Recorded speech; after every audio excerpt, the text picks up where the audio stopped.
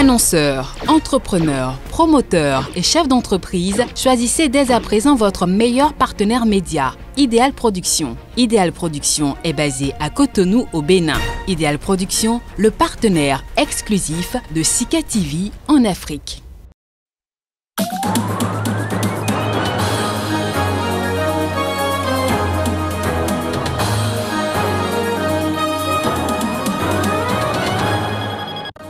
Le père de l'indépendance de la Zambie et ancien président du pays pendant 27 ans, Kenneth Kaunda, 97 ans, a été hospitalisé à Lusaka. C'est ce qu'a annoncé ce lundi son cabinet dans un bref communiqué. Les habitants du village de l'ancien président Laurent Gbagbo ont débuté les festivités entrant dans le cadre de son retour le 17 juin prochain. Dans son village, chefs et habitants se disent prêts pour la cérémonie d'accueil. Le Premier ministre éthiopien Abiy Ahmed a déclaré que l'Éthiopie souhaite des élections pacifiques, démocratiques et appelle à l'unité. C'était lors de la cérémonie d'inauguration de la place Meskel rénovée.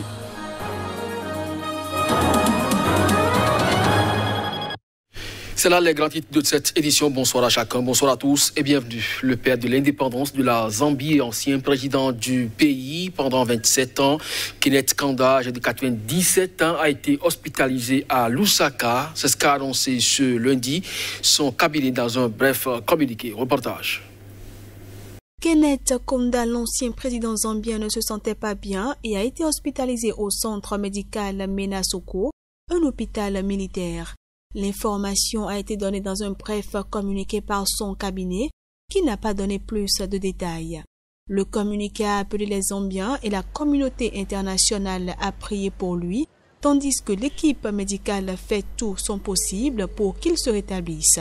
Surnommé le Gandhi africain pour son militantisme non violent, Kenneth Kaunda avait conduit l'ancienne Rhodésie du Nord, protectorat britannique à l'indépendance sans effusion de sang en octobre 1964. Se réclamant du socialisme et proche de Moscou, il a dirigé la Zambie pendant 27 ans, en grande partie sous le régime d'un parti unique, dont la mauvaise gestion a provoqué une grave crise économique et sociale.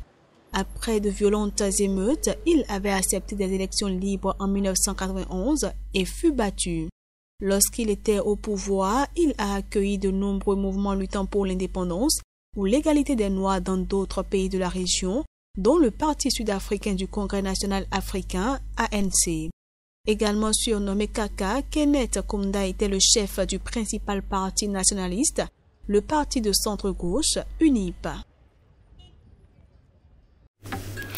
À Tunis, la colère des jeunes du quartier de Sidi Hassine est toujours palpable 6 jours après la mort suspecte d'un jeune pendant son interpellation par la police. Les associations des droits de l'homme, les syndicats tout comme les magistrats et avocats dénoncent les violences policières. La tension était loin de descendre dans la nuit de dimanche dans le quartier populaire de Sidi Hassine à l'ouest de Tunis. Face aux policiers déployés de part et d'autre des rues, des groupes de jeunes expriment leur colère à coups de slogans anti-police.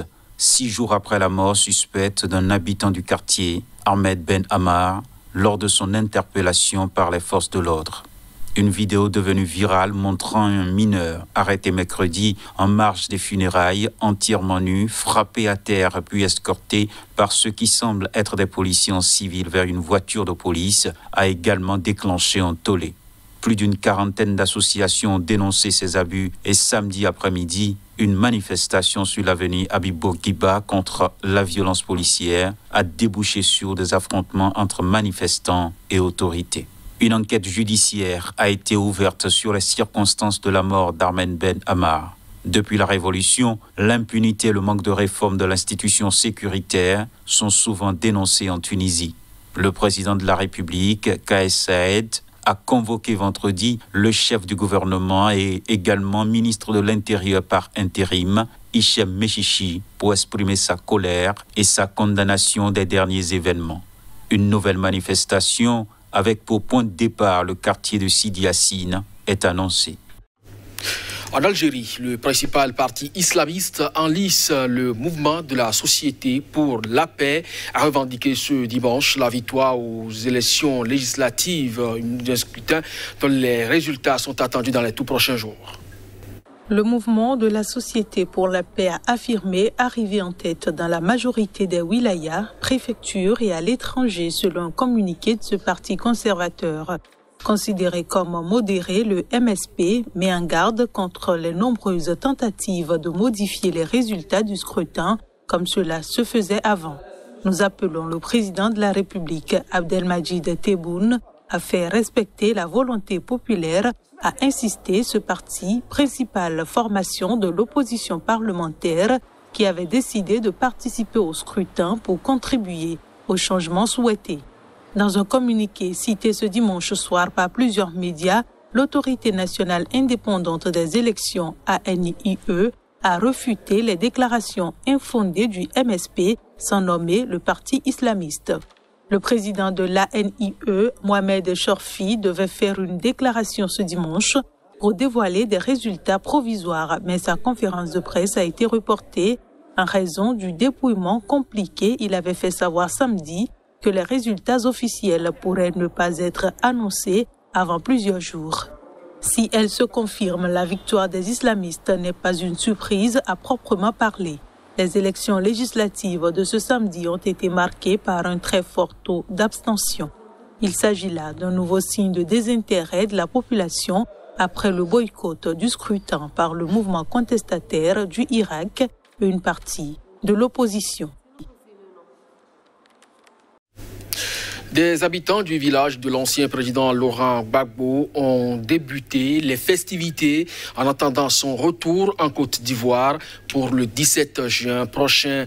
Après 10 ans d'absence dans son village, chefs et habitants se disent prêts.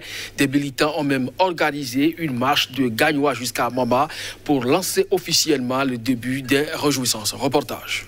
Le village natal de Laurent Gbagbo se prépare à faire un triomphe à l'ex-président qui sera de retour jeudi prochain en Côte d'Ivoire après 10 ans d'absence.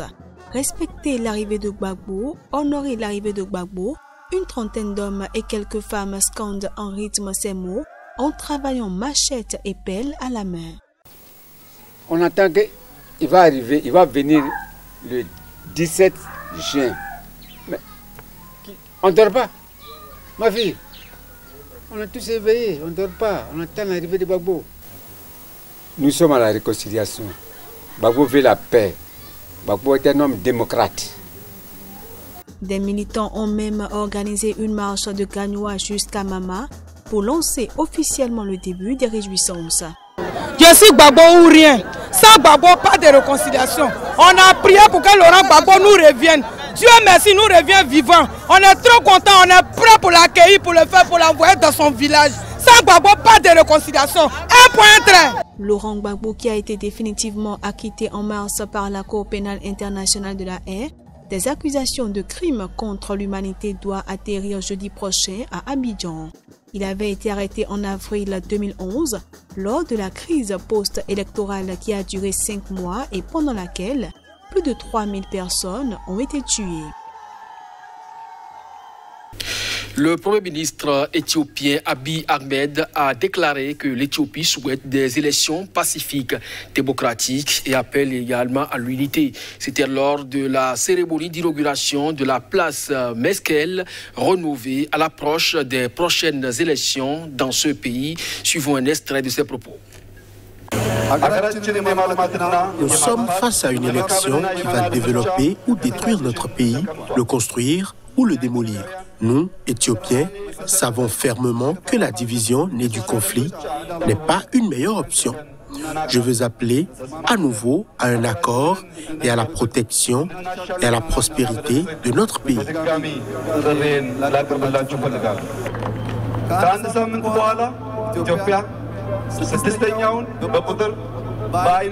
Dans une semaine, l'Éthiopie organisera 6 élections nationales qui sont les premières du genre et en chiffres.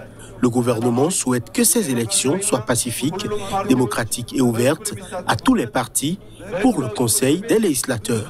Nous voulons un gouvernement dans lequel tous les partis collaborent sur les questions clés en donnant la priorité aux avantages du pays, en agissant non pas comme des traîtres, mais comme des combattants.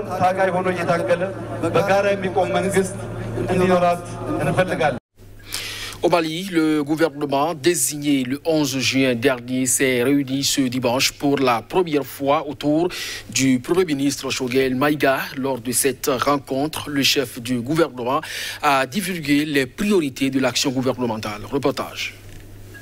Le nouveau Premier ministre de transition malien a réuni son gouvernement pour la première fois dimanche en lui assignant une feuille de route très chargée à remplir dans un temps compté avant des élections censées ramener les civils au pouvoir en février 2022. Choguel Kokala Maïga, à la tête d'un gouvernement dominé par les colonels, auteur de 2 putschs en 9 mois, a reconnu la gravité d'une période des plus critiques de l'histoire contemporaine du Mali. Maïga, nommé à son poste par le colonel Assimi Goïta, homme fort du Mali depuis août 2020 et désormais président de transition, a fixé pour priorité à son gouvernement l'amélioration de la sécurité, les réformes politiques et institutionnelles, l'organisation d'élections crédibles ou encore la prise en compte des demandes sociales. Pour cela, il sera envisagé la création d'un organe unique indépendant de gestion des élections, réclamé unanimement par la classe politique et la société civile.